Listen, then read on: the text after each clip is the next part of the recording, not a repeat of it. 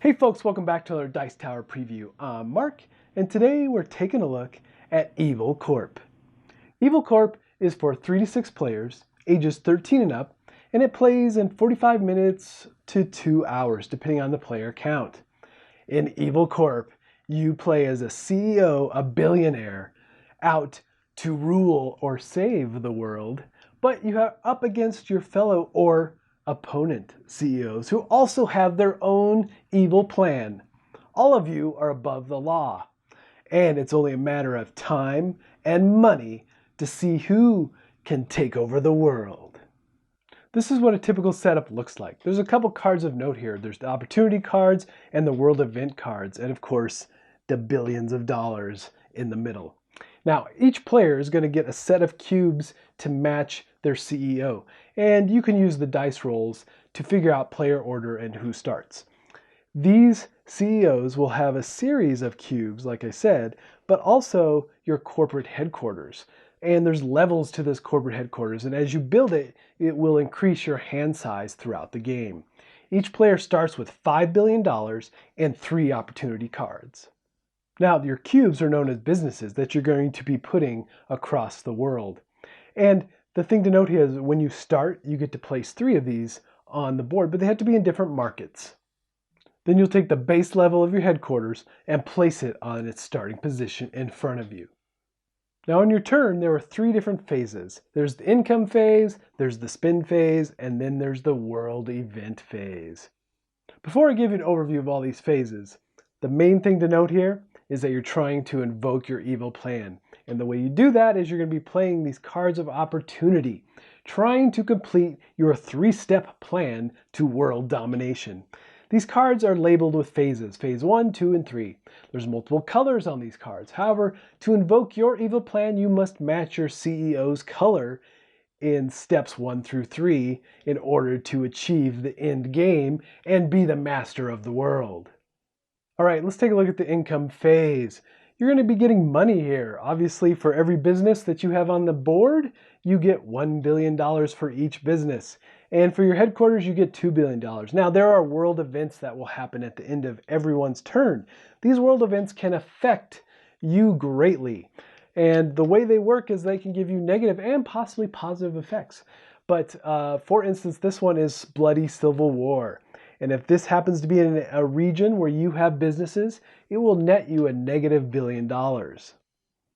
After you collect money, then you're going to look at your hand of opportunity cards. And if you're not happy with these cards, this is where you have the option to do a free card swap, basically, where you'll place your cards into the missed opportunities or discard pile and gather new cards into your hand. And you can mix and matches however you want. You can discard one card and grab a new one. And that will end the income phase. Then we move to the spin phase, and as long as you have cards and money to spend, you can do as many of these actions as you so choose. But what you're trying to do here is spread your businesses across the world and gain more influence and money per turn. So one of the things you'll do is look for phases again. On these opportunity cards, you're going to be playing phases in front of you, but you have to play them in order, phase 1, 2, and 3. They don't have to be your color, and it is advantageous to play any of these colors in front of you because, like I said, it expands your businesses across the world. So for example, a phase 1 card is going to cost you $3 billion to play, but then you get to place a business in one of the regions that it calls for.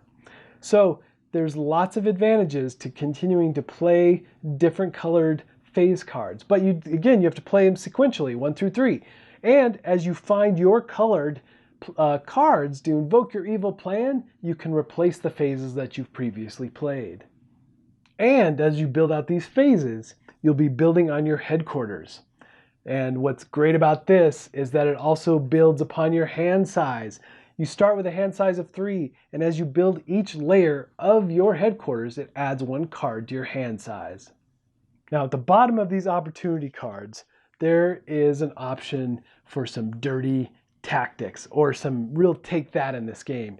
You can cause your opponents, whoever you pick, to go bankrupt, or you can cause your opponents to lose cards from their hand. There's lots of different things that you can do dirty business with.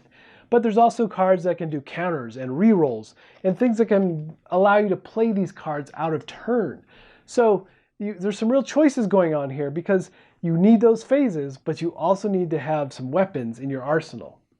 Now, you also have agent cards in these opportunity deck, and they do various things. And they allow you to raid the missed opportunity deck. They allow you to perform hostile takeovers for free. We'll talk about what those are in a sec. And in the end game, when someone declares they're going to invoke their evil plan, you have agents to battle that. So, hostile takeovers. If someone plays a color or a phase of your type, then you can pay the cost of that phase and that card will come into your hand. That's a hostile takeover. Or if you have an agent, that agent will go out and work for you and that hostile takeover will be free. And then for every $3 billion you spend, you can buy one opportunity card. But be careful, you cannot exceed your hand limit. Then at the end of your turn is the world event phase.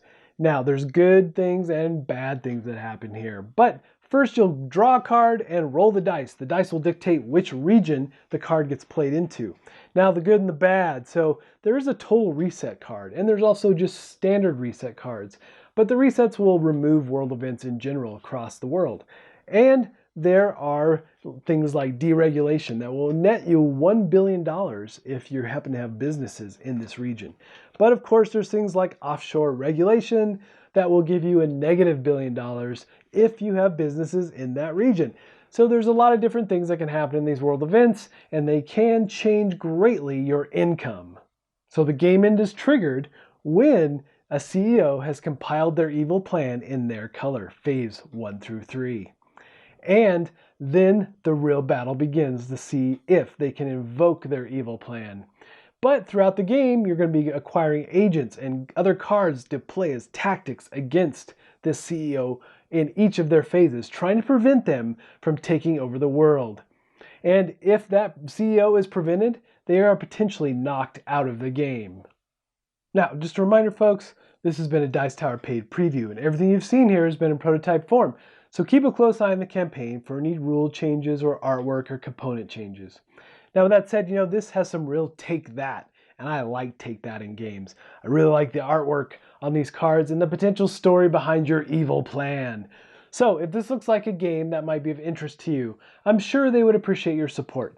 And I think that's it for me, and until next time, we'll see you at the table. Thanks so much for watching the Dice Tower videos. Find more great videos and reviews as well as our top-rated audio podcast at Dicetower.com. You can also find other great shows at Dicetowernetwork.com. I'm Eric Summerer, and you've been watching The Dice Tower. The Dice Tower is sponsored by Cool Stuff Inc., where you can find great games for great prices. Cool stuff in stock. Check them out at CoolStuffInc.com.